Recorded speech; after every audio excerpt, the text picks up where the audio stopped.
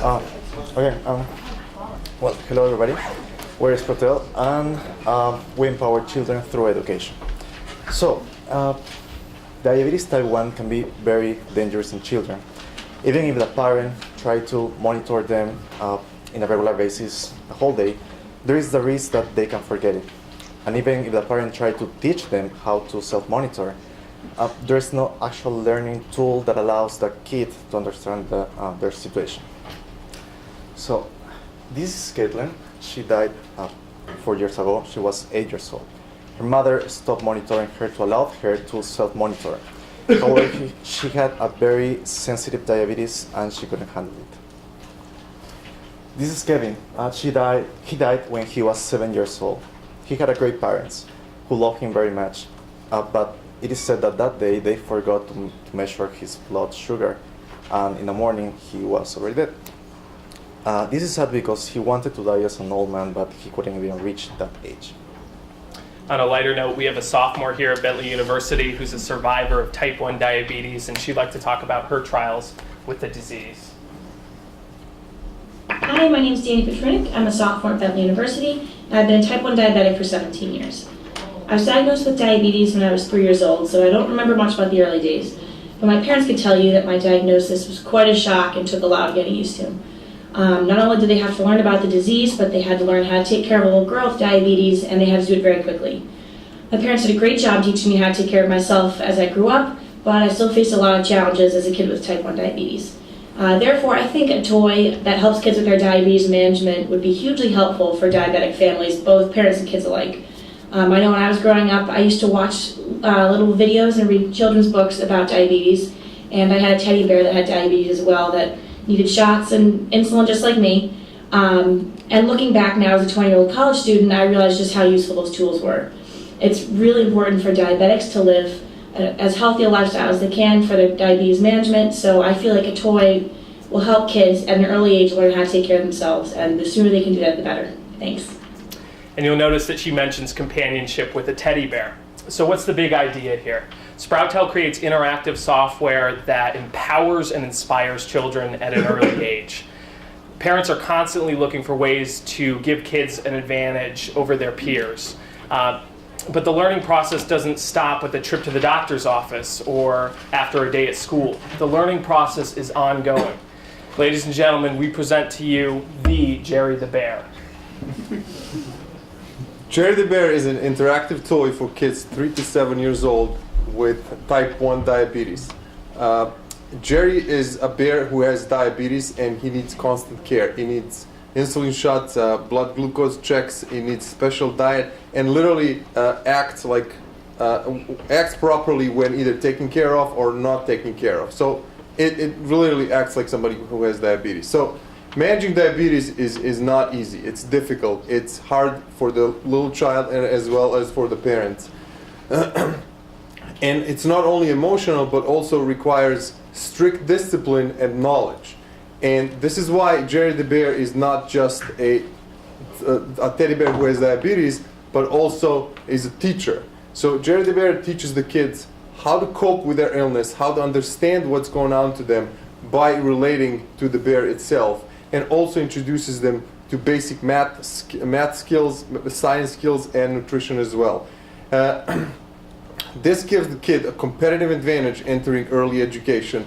And from that, we can clearly see how Jerry the Bear doesn't have to necessarily benefit kids with diabetes alone, but also can benefit healthy kids that don't have diabetes by introducing them to math, science, and giving them that competitive advantage needed to enter early education.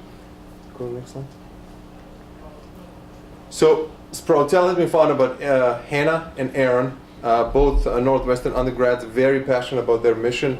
Hannah is a mechanical engineer, and Aaron is a mechatronic and user interface designer. Both their ideas and their company already featured in many major publications. So there are 70,000 diagnosed children between the age 3 to 7, and it has a rising rate of 3% annually. If this rising rate remains constant, in 20 years, these diagnosed children will be doubled. So these children should be educated. So there's two main ways in which we're planning on distributing Jerry. One, just your direct sales method. This is, through your e-commerce website. You can log in and purchase the bear. The other is through the pharmaceutical companies. We're planning on distributing them in bulk orders, so you get a discount. So these pharmaceutical companies will then distribute it to endocrinologists and other doctors across the nation.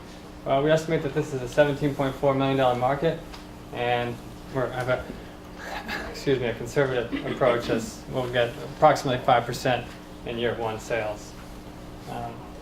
But we don't just want to limit Jerry to the diabetes market. We want to also expand him into the general education market because he's very versatile, and obviously because he offers skills that any children can benefit from. And we estimate that this market is potentially $5.7 billion. We feel that by transitioning into this market, we can offset the potential plateau that Jerry might have if he were to just enter the diabetes market. Now, Jamil. And all of this idea seems really promising, and it definitely would benefit all the people that is on the stage. But we also need to look at the competition, and the best thing about competition is there is no direct competition at all. And if we look at the general education part, we are facing another problem with the competition there. But as our product is so diverse and it's so over the technical benefits of the other products, we think that it will definitely generate a good situation for us in that region. And when we look at the prices, we see that our price is relatively higher, but when we look at the gross margin of each of these companies, we see that the economies of scale is in the top situation. And with that, we are giving about 55% gross margin, which will generate us a good amount of profit in the future. And if we look at the financial forecast, we can see that in first year and second year we are facing a negative situation, but with the increasing sales we will get over it, and we will be a very highly profitable company. In terms of marketing strategies, we are thinking about going through the partners and using banner ads, which costs $120,000 each year, and these are really effective because they get 15,000 clicks on hits on every day. So we will be showing our product to a mass scale. And also we are planning a Jerry Walk, which will be in 4 different states, and with this walk we will raise mass awareness, and definitely with the help of media we will be able to reach a higher customer profile with it. We expect to be cash flow positive by year 3 and hit $8.5 million in revenues by year 5. We're asking for $550,000 in exchange for 25% equity in the company. That's a $2.2 million post-money valuation, but we fully expect the company to be worth $20 million by year 5. And with that, I'm going to open it up to questions. Thank you, guys. I have a question on this slide. So you're paying $120,000 for banner ads. Yes. And in the first year, your gross profit is $355,000. So like, what's your conversion rate on those banner ads? Because is there a point when sort of the marginal utility of those banner ads doesn't actually equal what you put in, because you're at a point when the gross profit isn't so high? We're using the banner ads straight from the beginning, so we actually thought about the conversion throughout. So the growth of the sales will actually depend on the banner ads too. Yeah, but I'm saying your banner ad purchases are constant, right? So what's your conversion rate? Like, I'm spending $120,000 in banner ads. How much revenue is that directly converting into?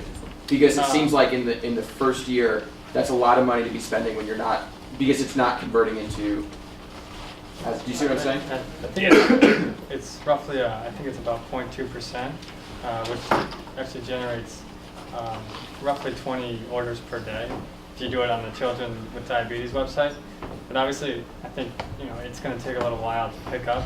That conversion rate might sort of increase as the exposure to Jerry increases. Yeah, because on the first year you're spending $120,000 in banner ads, Yeah. but you're only selling 500 bears through direct sale. So Right. the banner ads are totally unnecessary if you're only gonna. You see what I'm saying? Are you like Yeah. solely relying on pharmaceutical companies to sell the bears? Is that your model? Primarily, that's going to be the greater income Yeah. than the direct selling method. Yeah, I guess I'm a little surprised Right. at the expenses in marketing when the actual direct sale is so small to the customers The goal is for exposure more so than conversion in the in first the couple early of years. Yeah. Okay. Correct. which will, in the end, also help us to go into the market of general education, and we will continue our sales. This will be a pitch for the awareness of Jerry the Bear. I have a question about your the market number. Can you explain more how you divide the Jerry diabetes market is 17.4 million and the general education is 5.7? Oh yeah, I'm curious because one team said 685, then there was like a 200 and something. We've Yeah. adjusted it to the cost of our bear. With the subscription included. So. Okay, so right. this is the market. If we were to sell 70,000. 100% bears to 100% of the market, Right, That's this correct. is what our That's, revenue is. that's the Okay. pool Got that it. Gotcha. Got it. I went to. Gotcha. Same as the general education. Yeah, is that Correct. Crafty. Thank you. Good job, guys. Really well done.